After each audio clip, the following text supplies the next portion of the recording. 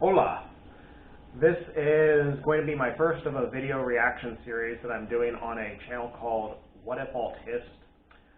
For those of you that aren't familiar, Whatifalthist is an alternate history channel, and he does a lot of commentaries on a lot of different topics other than alternate history, including business and philosophy. And his videos, to be honest, are very well made, but they're very, very irritating because he usually throws his bias and opinions and a lot of other things in his videos, which is why I've watched the whole glut of them and gotten irritated every single time I've watched them. There's a number of reasons that I've chosen to start this video series. Just FYI, I'm not going to be doing a full reaction to this video or anything. This is just an intro to explaining what I'm going to be doing going forward. Whatifalthist is in many ways somewhat similar to myself. That's probably one reason why he makes me a bit angry, except he's kind of like an evil version of myself.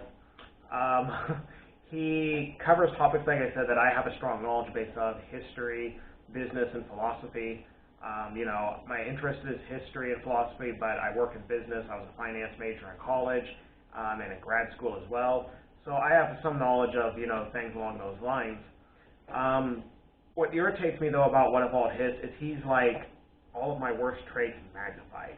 He becomes a full pseudo-intellectual regarding all of these kind of studies and all of these topics. Like, he'll go into a thing about how, the 2008 financial crisis it was caused by, the subprime mortgage crisis, and how it was caused by, of course, all the factors that we all know caused it, like when the bubble burst, and then, it goes into the bailout package and, all the rest. But then he'll talk about things that are just totally his opinion as to what caused it, as if they're fact. And it's partially out of arrogance, I think, that he'll state things like that. Like, one thing he states is that millennials moving out of their parents' houses in the early 2000s caused the parents to spend more on themselves, which is what caused the housing bubble and the market bubble. Now, that is something I have never heard in a single finance or accounting or any business class I've ever heard taken about the 2008 financial crisis. That one is purely his opinion, and I'd be very interested as to where he got that data. And honestly, it kind of irritates me hearing him say stuff like that in the middle of saying also very smart things, which tells me that he actually knows what he's doing and that he's trying to misrepresent points to fit his bias. Some other examples of what makes me irritable and why I watched this video, and now I'm going to be reacting to his videos, is he made another one, which I attached the link to below, called 12 Lies About Reality, where he covers basically a lot of things he thinks that are wrong with the modern world, or, the world ever since post-World War II. And he talks about how, one of the fundamental problems with the world is that there is no more objective truth. That because of the world wars and because of all the other horrors of the early 20th century, we now live in a world where social Darwinism dominates, moral relativism, nihilism. And for those of you that have watched my videos, I have an interest in moral relativism and nihilism, as someone who reads Nietzsche very often. However, he is missing so much about what he says. And I don't think that he's even necessarily missing it. I think he's just trying to put his opinion as fact here. The world wars had nothing to do whatsoever with objective truth versus subjective truth. The world wars are based in nationalism and based in, different ethnic tensions. And while we did learn a lot of lessons from them, I don't know why he would try to go so far as to speculate that they were caused, that the world was so much better because of them before, because we had objective truths, and now that things are more subjective. Let me put it this way. Nietzsche, the father of nihilism, who warned against, the dangers of the 20th century and that there would be large collectivist revolutions and wars.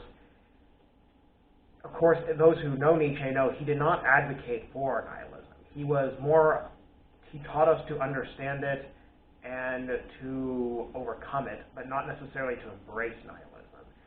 Unless it's maybe a form of existentialism or active nihilism at most, but even still, it's a very tricky thing, He taught us also to combat passive nihilism and absurdism, which kind of just deny that there are any meaning and morals in life, and that there's no point in trying to set meanings and morals for yourself in life. I think what Nietzsche was mostly just trying to do when he tried to combat objective truths, and what we're seeing now in the modern world, is that things that were always assumed mostly to be objective truths are being combated, and we're no longer seeing them being put up as objective truths anymore.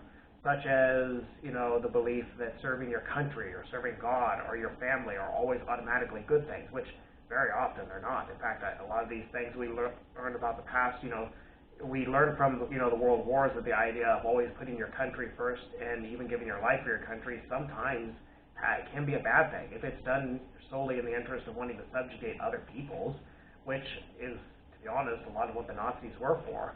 So, now I feel like I'm going off a little on a tangent here. I'm getting a little off on, I don't want to become just like Whatifalthist, and get too caught up in just reacting to and just getting high on myself and my own rant here. But where I'm going with this is that he also then has another part in his video too where he injects his opinion in his fact. He talks about how science, is now seen as the new code of morality for the West and for a lot of the world. And then he lists off all the things that science cannot solve about your life. Well, I would agree with you. Science can't solve every problem in life. But some of the things he lists are like, science cannot tell you how many kids to have. Science cannot tell you what career to have. Science cannot tell you right from wrong. Well, that's just, by common sense, you can tell it's not true. Science, for starters, it can tell you not to have 100 kids because, your body cannot handle having 100 kids if you're a woman.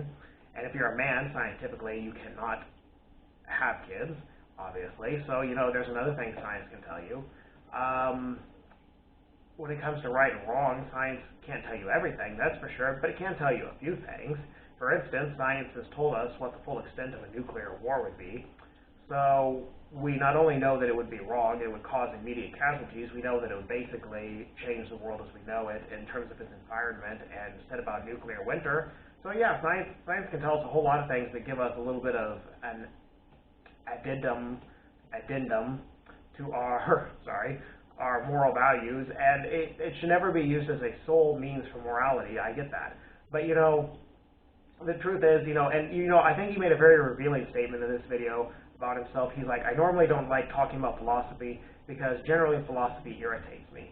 Well, that's because in philosophy, a lot of it has to do with, expanding your worldview and seeing where your own lines of reason and ration are wrong. I've had to do that, as I've outgrown my worldview. And I'm kind of ashamed that I didn't do it earlier in life, but to be fair, a lot of people were almost forcing me not to. I was being heavily pressured by friends, families, et cetera, who all forced me into a very conservative, narrow-minded viewpoint. And now I get a lot of heat for going against it. So, that's why I'm also making these videos to Whatifalthist, because, I feel this is a very good way to showcase, where I am strong in and my knowledge base on some things. Not to show off and not to be just like him and not to come off as a pseudo-intellectual, but to show that I'm making this for moral reasons, and these videos are not just me tooting my own horn, but it's more just me trying to stand up against myths and stand up against moral inconsistencies that are being put out by other people, and using my relatively strong knowledge base on some topics to do so. But hopefully that wasn't too long-winded, and hopefully I'll be able to make my videos on his videos relatively concise and to the point and not too boring. I know the channel quality here is still rough, but it is improving by leaps and bounds. I'm using a camera, even though the audio still sucks. So, hopefully these reaction videos will be a step up too in terms of quality. But as usual, thanks for watching and see you next time. Bye.